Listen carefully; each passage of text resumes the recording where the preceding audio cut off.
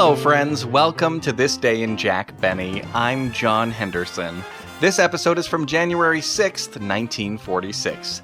The submissions are in for the I Can't Stand Jack Benny contest. Tonight we bring you the first man who couldn't stand Jack Benny because he is Fred Allen. Thank you. Thank you, and good evening, ladies and gentlemen. And Kenny, you forgot to mention also that I am involved in this unpopularity contest. I'm the judge, you know. Yeah, I can't imagine Jack giving away all that money. I hear he's a little on the thrifty side. Thrifty? When Benny lets go of a $5 bill, Lincoln's beard is nothing but a few ingrown hair. These letters and postcards just came for you. Hey, look, what does that top postcard say? It says, I can't stand Jack Benny because... Here in my poem, I list his flaws. He's cheap, he's old, he has no hair. He has no teeth, his gums are bare. He has no blood in his blood cells. But he must have a nose, 'cause he certainly smells.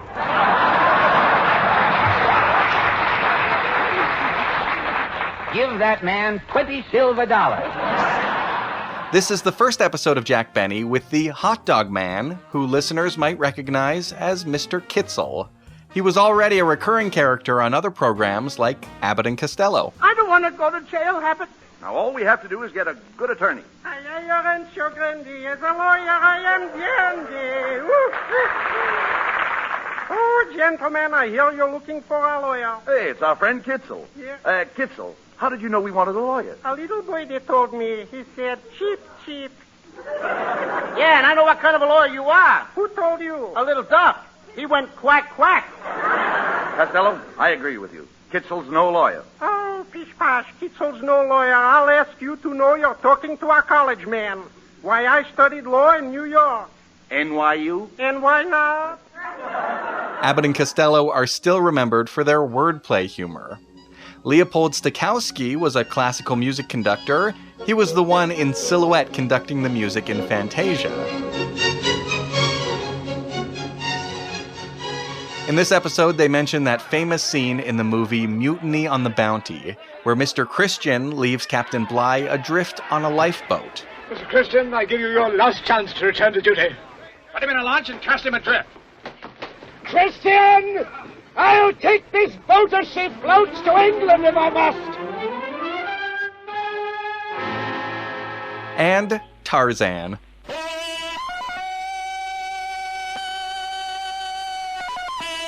The end of World War II meant the end of meat rationing in the United States, but it was also an adjustment period for a number of industries, including the automotive industry in Detroit. The labor union led a strike against General Motors. We will accept no substitute for collective bargaining from General Motors. This week they held the big college football game, the annual Rose Bowl. In the afternoon, 93,000 customers jammed the Rose Bowl to watch the classic struggle between Southern California and Alabama. UA, the University of Alabama, beat USC, the University of Southern California, 34-14. UA coach Frank Thomas had a reputation as a quiet man, even during games. They also mentioned some great products, like the perfume called Nuit de Noël, or Christmas Night. Rinso. No wonder only Rinso is recommended by the makers of 33 leading washers. Rinso white, happy little wash day song. Rinso white, you'll sing it all day long. And Coke. When you think of refreshment, think of Coca-Cola. For ice-cold Coca-Cola makes any pause the pause that refreshes. If you enjoyed these old shows, take a moment to rate and review this podcast, This Day in Jack Benny, and give us 5 stars. And enjoy the show. The Jack Benny Program. Quality of product is essential to continuing success.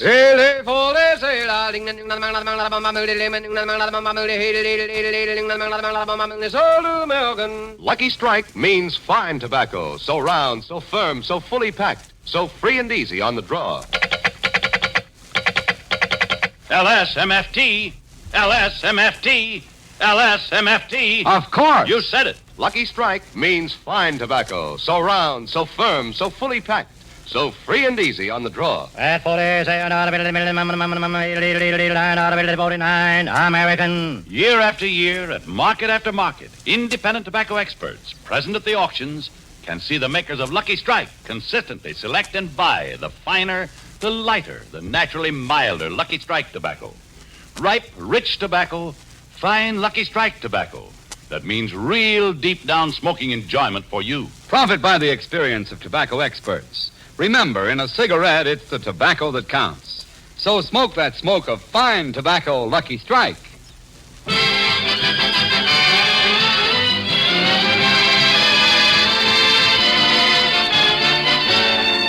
Lucky Strike program, starring Jack Benny with Mary Livingston, Phil Harris, Rochester, Larry Stevens, and yours truly, Don Wilson.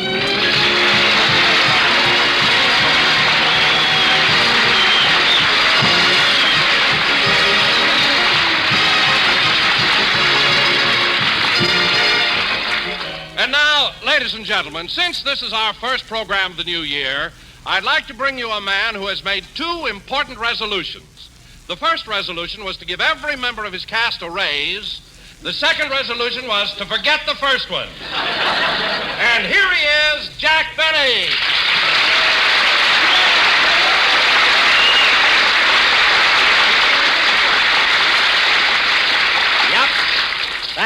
Thank you. Hello again. This is Jack Benny talking. And Don, I thought that was a very unfunny introduction. Oh, yeah? Yeah. Well, I happen to think it was very funny. Well, I don't care what you think. You know, you may not know this, Don, but you can get brand new, shiny 1946 announcers without waiting for Detroit to make up its mind.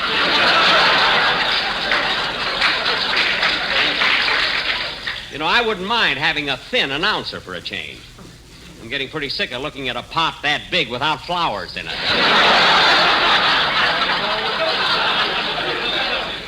So just... Oh, hello, Mary. Hello, Jack. Happy New Year, Don. Well, same to you, Mary. Hey, what about me? Aren't you going to thank me for the swell time I showed you New Year's Eve at that nightclub? Yeah, but next time, let's not go home at 11:30. Now, Mary, you know very well that we didn't get home till daybreak. Boy, was I raring. You should have seen him, Don. Jack drank one bottle of Coca-Cola, jumped up on the chandelier, beat his chest, and yelled, "Look at me, I'm Tarzan." Yes, sir. And he fooled everybody if he hadn't opened his shirt.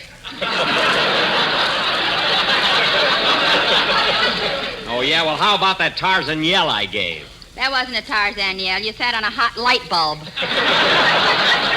Now, Mary. And then he drank another bottle of Coca-Cola without a chaser yet. I can have a little fun, Candy. Anyway, I was the life of the party. You were nothing but a big show-off. I was not a show-off. Then why did you ask the waiter to throw you out? I just did that for a gag. Now, Mary, you know very well we had a marvelous dime. We danced all evening. Okay, I had a marvelous time. You're darn tootin'. Say, Mary, is Jack a good dancer? I don't know. It's the first time I ever did the minuet. Oh, stop, will you? You've done the minuet before. Yeah, but not while the band was playing Cow Cow Boogie. Mary, now, on New Year's Eve, you gotta let yourself go. Say, Jack, what'd you do at the stroke of 12? What did he do? He said Happy New Year, took an aspirin, and passed out. Well, I wasn't out long, sister. And, Don, when I came to, I went around and kissed every woman in the place. You did? Yeah. And Mary was so jealous, she tried to stop me. I wasn't jealous. I was only trying to tell you the place was closed and those women were mopping up.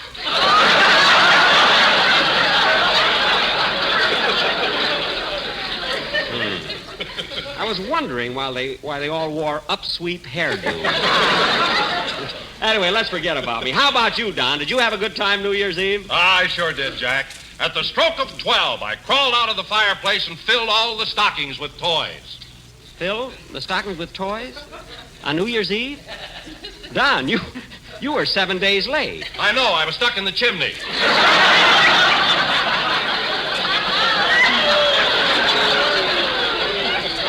See, well, that's terrible. You could have fallen down and hurt yourself. Yes, but I was lucky enough to catch the flu.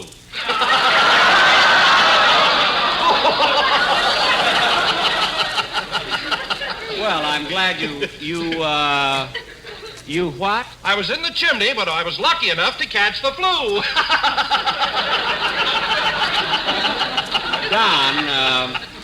Don, I have an arrangement with Abbott and Costello. We leave them alone, and they leave us alone.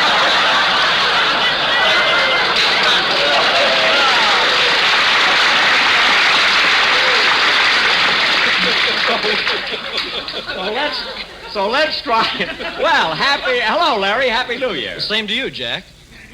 Jack? Well, Larry, what's come over you? You've always called me Mr. Benny. Well, don't you remember? On New Year's Eve, you said I could stop calling you Mr. Benny and call you Jack. When did I tell you that? Right after your second Coke. You mean before the aspirin tablet? Well, Larry, I still like the idea of you calling me Mr. Benny. I mean, it adds a little dignity to the program and shows you have respect for me. Do you want me to call you Mr. Benny, too? No, that won't be necessary, Mary. Gee, I can call him Jack. And now, folks... Wait till the girls at the May Company hear about this. Now, wait a minute. Don't get smart, Miss Livingston. Oh, do call me Mary. Now, cut that out! Come on, Larry, let's have your song. Now, Mary, you behave yourself, will you?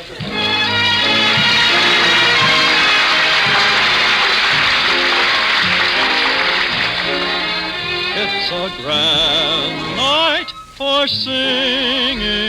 The moon is flying high. And somewhere a bird who is bound he'll be heard is throwing his heart at the sky. It's a grand night for singing. The stars are bright above.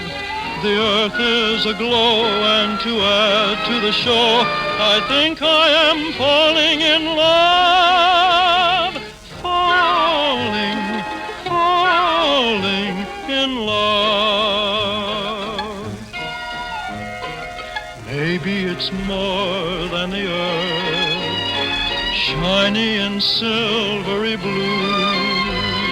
Maybe the reason I'm feeling this way has something to do with you. It's a grand night for singing. The moon is flying high, and somewhere a bird who is bound he'll be heard is throwing his heart at the sky. It's a grand night for singing. The stars are bright above. The earth is aglow, and to add to the show, I think I am falling in love. Falling in love.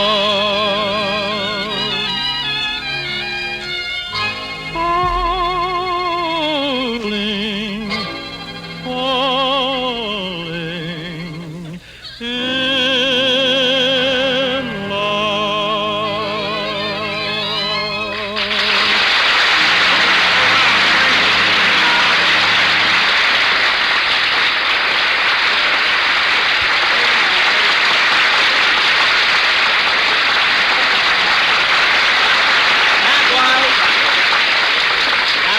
Grand Night for Singing, sung by Larry Stevens. And very good, Larry. By the way, kid, you made a record of that song, didn't you? Yes, I did. Well, it's a great number. I'd like to have one of those records, Larry. Well, why don't you buy one, Mr. Benny? It only costs 75 cents. Well, I thought about buying one, kid, but you see, I just wanted your song, and the record has something else on the other side, you see, so I didn't feel like paying for both sides. Maybe they'll slice it for you.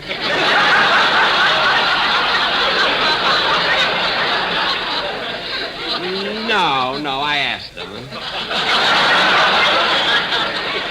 And you should have heard. Hello, Donzie. How you, Libby? And a good evening to you, Mr. Benny. What? Mr. Benny, Phil, what's that? One of my New Year's resolutions. Respect for the boss. I made it on New Year's Eve. Well, that's a nice resolution. They told me I made it, and I'm going to keep it.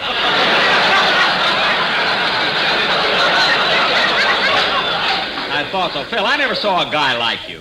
You keep going to parties, but you never know what happens. You can't even remember if you've had a good time. Jackson, when I get up the next morning, brush my teeth, and the bristles fall out of the toothbrush, I know I had a good time.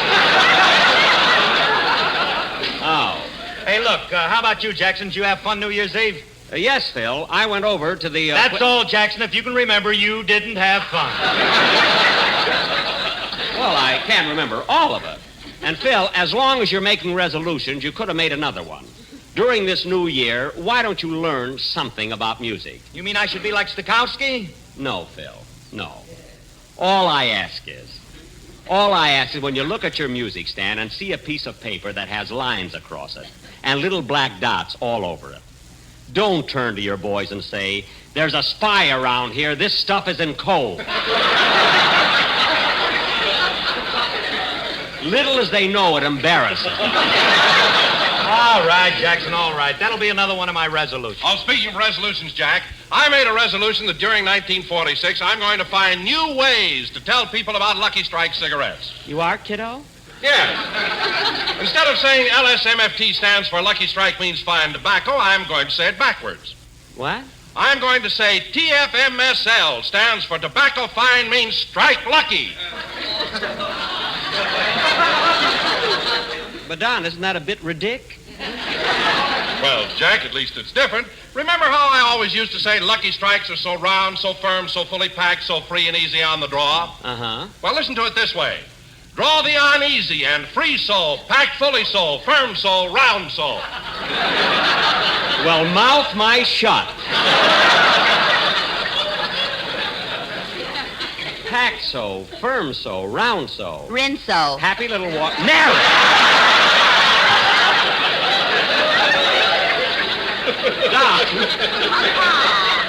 Don, if I were you, I'd forget about doing the commercial backward. Just do it the regular way. Well, okay. And now, ladies and gentlemen, we will have a number by Phil Harris and his orchestra who will play it not backwards, not forwards, but in their usual manner.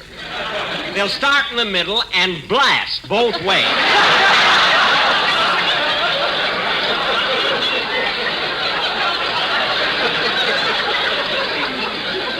All right, Phil, let's... Oh, wait a minute, Jack. What is it, Mary? I meant to tell you that the way over here, I stopped off at your house, and while I was there, Fred Allen called.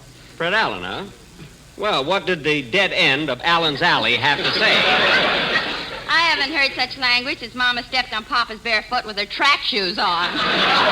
Well, Mary, Allen didn't have to use that kind of language, even if he was talking about me. It wasn't his fault, Jack. He was reading one of those contest letters. No. He's just jealous because more people hate me than him. That's all. What about the contest, Jack? Have the winners been picked yet? Not yet, Don. The judges are reading the letters as fast as they can. But on Sunday, January 27th, 3 weeks from tonight, we'll announce the winners. 3 weeks from tonight. It won't be very long until I'll be paying off the prizes. Hey, Jackson, as long as you're paying off, how about that little bet I won from you on the Rose Bowl game? Phil, I didn't see the game, so the bet's off.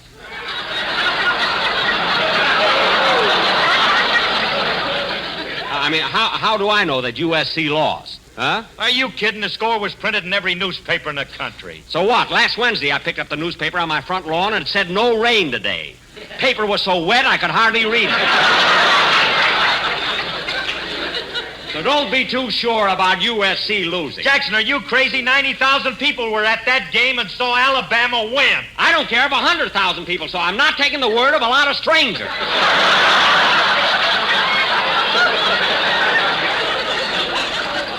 That's the way rumors get started.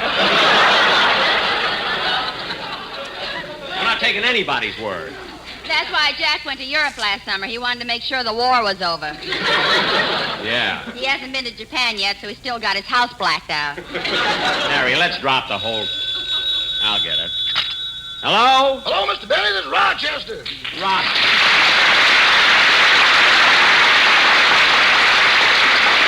Rochester, you know I'm on the air. What did you call for? It's about Nottingham, your New English butler. He must be crazy. What's the matter now? When you left the house this morning, did you tell him to take the Christmas tree off the grand piano, cut it up into little pieces, and burn it?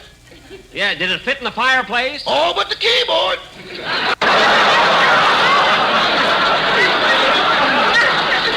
What, Rochester, do you mean to say that Nottingham damaged my grand piano? Damaged it? Boss, you know in front where it says Steinway and Sons? Yes? Well, the fellow's in business for himself now.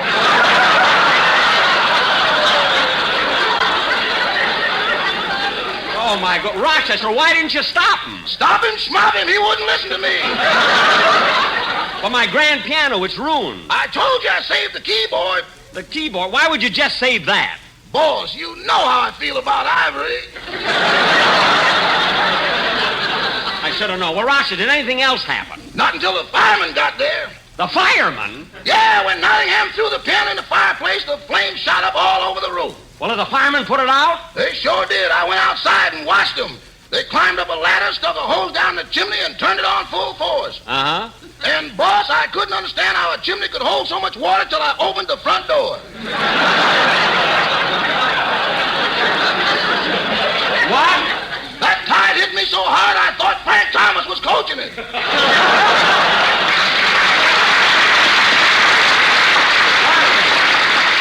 What? Don't tell me the house was flooded. Flooded? You know that picture of Whistler's mother you got in the library? Yes? Well, the frame's still there, but she's in the living room diving for pennies.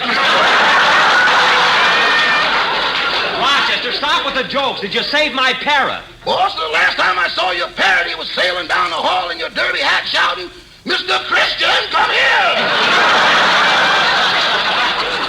Oh, don't be so silly. Now, let the water out the back door. We might as well water the garden while we've got it.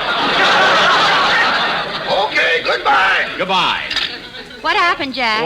What always happens when I leave the house? Come on, Phil, let's have a band.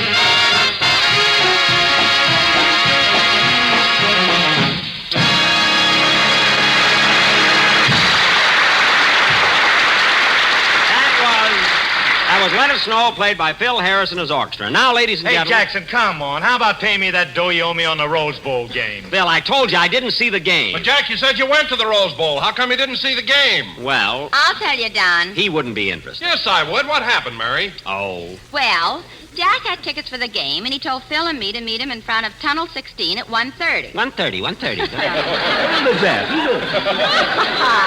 Well, when Phil and I got to the bowl, Jack wasn't there yet. So we waited and waited. You should have seen the crowd down. There were thousands of people pushing and shoving. Come on, Phil, let's go in. We can't, Libby. We got to wait for Jackson. He's got the tickets. Why didn't he come with us? Well, you know how romantic Jack is. He's bringing his girlfriend, Gladys Zabisco, to the game. Yeah, she's a pretty cute kid when she's all dressed up. You know, I think Jackson's kind of stuck on that little waitress. Yeah, but he's getting indifferent now that meat rationing is over. You know him. Hey, Mary, look. Here comes Jackson and Gladys now.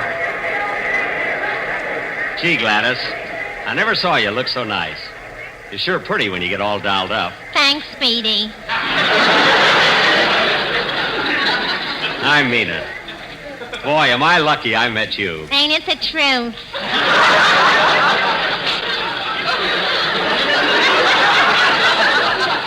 That's fate for you. You know, I'd never have met you if I hadn't been hungry that night. Gee, I'll never forget. I was driving along looking for a place to eat, and I drove right past Ciro's and the Trocadero and the Macambo. And it was just fate that made me turn into Simon's Drive-In. And there, like a vision of loveliness, you came toward me. Gee, you smelled so good. Yeah, it was chicken gumbo night.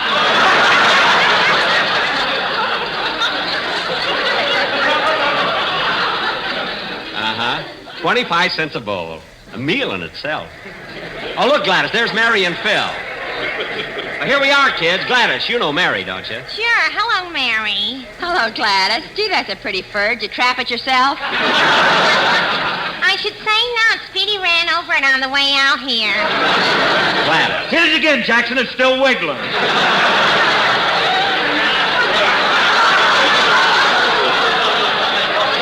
Don't be funny. Gladys meant that it slipped off her shoulder and ran over it accidentally. Didn't you, Gladys? You tell him, big boy. You got the lips for it. Yeah. Come on, kids. Here's our gate. Let's go in. Tickets. Hold your own stubs, please. Here you are. Oh, hello, Gladys. Hello, Eddie. What's the special tonight? Beef soup and boiled potatoes. Oh, come on, Gladys. Forget business for a while. Okay, Speedy. Here's tunnel 16 over this way, Jackson. Now, let's stick together. Say, Gladys, you still working at the Shamrock Cafe? No, I'm back at the drive-in. Speedy thought I ought to be outside where it's healthier. Darn right. What's the use of being in California if you can't enjoy the sun? Yeah, but I sure wish I could get off the night shift.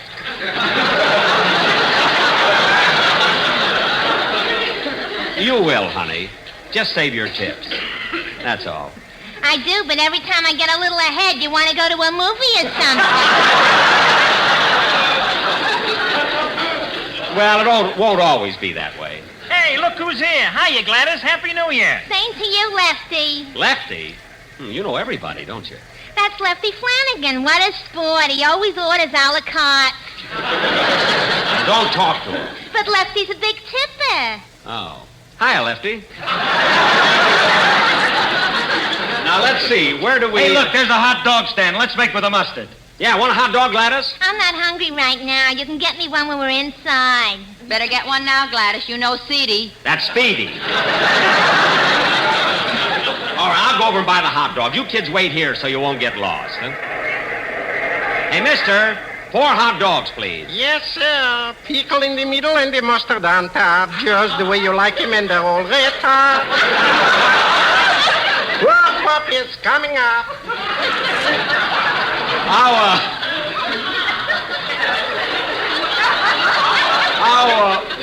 How much are they? 3 cents apiece.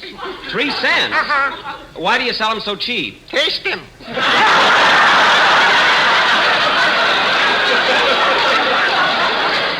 Oh, say, do they look? They do look like pretty tough weenies. Tough.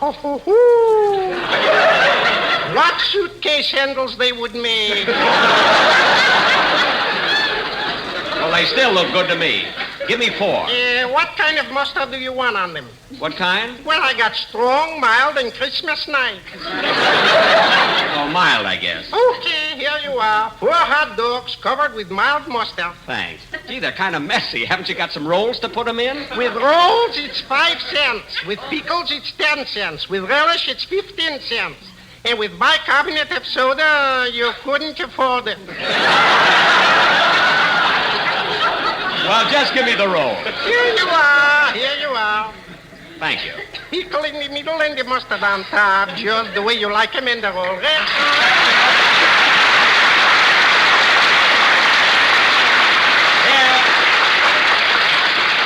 Here you are, kids. Take your hot dog. Thanks. Gee, I'm thirsty. What are we going to drink with our hot dog? Here you are, Gladys. Put that back in your pocket. Now, let's go in. Stubs, please. Let's see the numbers on your stubs. Here you are. Right this way. Just follow me. Oh, hello, Gladys. Why, hello, Nick. How are things? Fine. I'm on parole now. Come on. Show us our seats. Hey, listen to the cheering section. L-S-M-F-T, L-S-M-F-T, L-U-C-K-I-E-S. Lucky! Say, these seats are okay, aren't they, kids? Yeah, right on the 40-yard line. Hey, Jackson, care to make a little bet on the game? Okay, Phil, you take Alabama, I'll take USC. Hiya, pal. Hey, is this seat taken, old pal? Oh, great. Look, mister, how about sitting someplace else? No, thanks. I never touch it. This would happen to me. How much dough you want to bet, Jackson? How much dough? Any amount you say, brother. Just name it. Okay, $50. $50? Okay, it's a bet. We must be sitting higher than I thought. Don't worry, I know what I'm doing. Peanuts, popcorn, chewing gum, peanuts, popcorn. Hello, Gladys, chewing gum. Oh, hello, Raven. For goodness sake, Gladys, must you say hello? Quiet. I want to hear the game. The game hasn't started yet. No, thanks. I never touch it.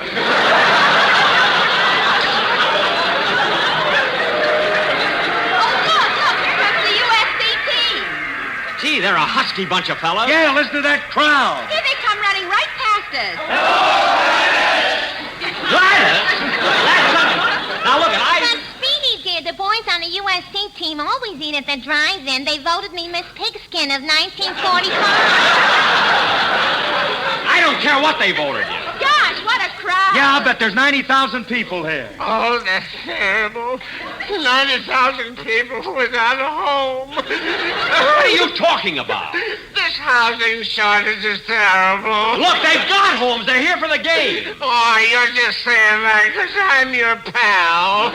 You're not my pal. I never saw you before in my life. No, thanks. I never touched it. I don't know why I always have to... Hey, Jackson, look, here comes the Alabama team. Hey, those Alabama fellas look pretty good, don't they, Gladys? They sure do. Gladys, you all? That's the last straw. I'm leaving. I'm not even going to stay and see the game. And let me tell you something else, Gladys. You and I are through. Our engagement is broken. Goodbye. But, Speedy, if you're breaking our engagement, what about the ring? I'm not giving it back to you. Goodbye.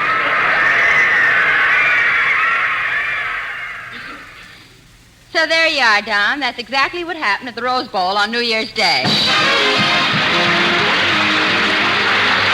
Remember, ladies and gentlemen, 3 weeks from tonight on January 27th, we will announce the winners of the I Can't Stand Jack Benny contest. Now, Jack will be back in just a minute, but first, here is my good friend, L.A. Speedy Riggs.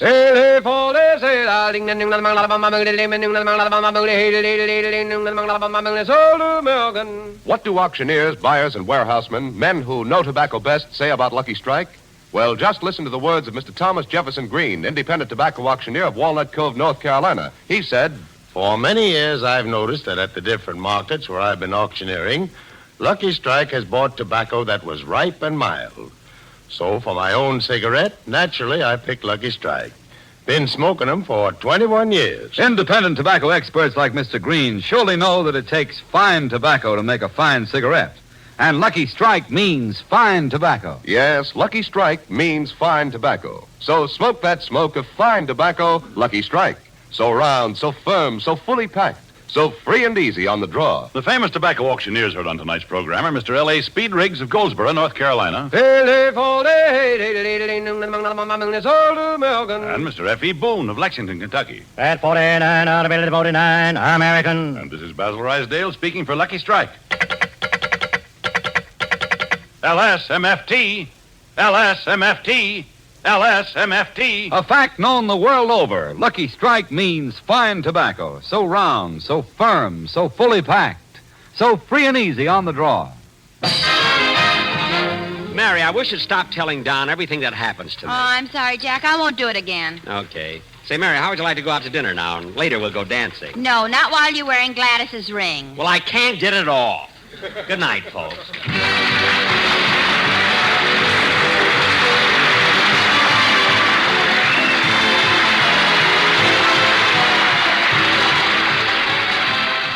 This is NBC, the National Broadcasting Company.